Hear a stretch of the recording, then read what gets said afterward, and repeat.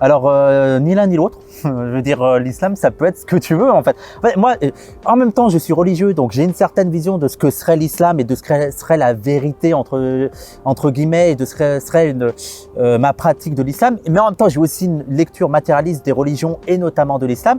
Et je sais que l'islam, tu peux en faire ce que tu veux. Je veux dire, il n'y a pas un islam qui existerait au-dessus de nous de manière abstraite et qui serait vraiment la vérité.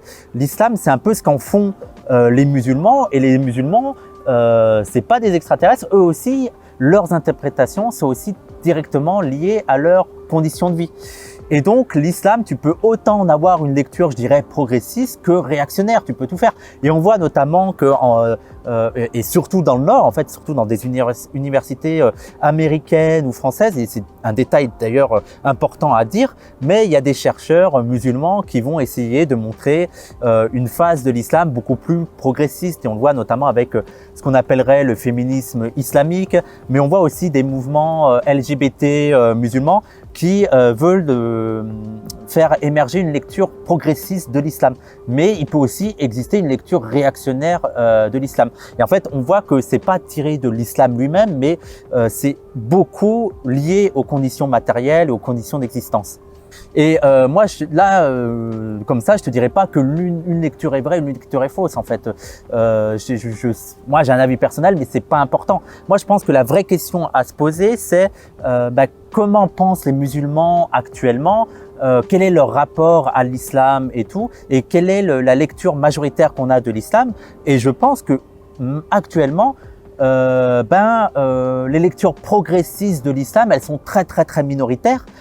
C'est vraiment des minorités qui sont, je dirais, dans les classes plutôt moyennes, universitaires et tout du monde musulman, et que dans la globalité, les musulmans ont une lecture, on va dire, un peu conservatrice des religions, mais un peu comme dans d'autres religions.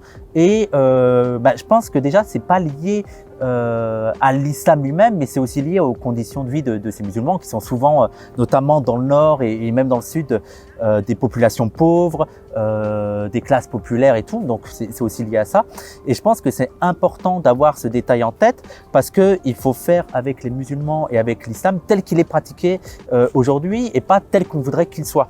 Alors je dis pas qu'il faut tout accepter, mais que si on veut parler aux musulmans, si on veut essayer de créer des ponts avec les populations musulmanes, sachant que notamment dans le Nord, elles sont majoritairement parmi les catégories populaires, ouvrières et tout, il faut prendre ce fait en compte, et pas essayer de changer l'islam pour avoir l'islam qu'on voudrait et avoir enfin cette discussion. Non, il faut prendre l'islam tel que pour l'instant le pratiquent les musulmans.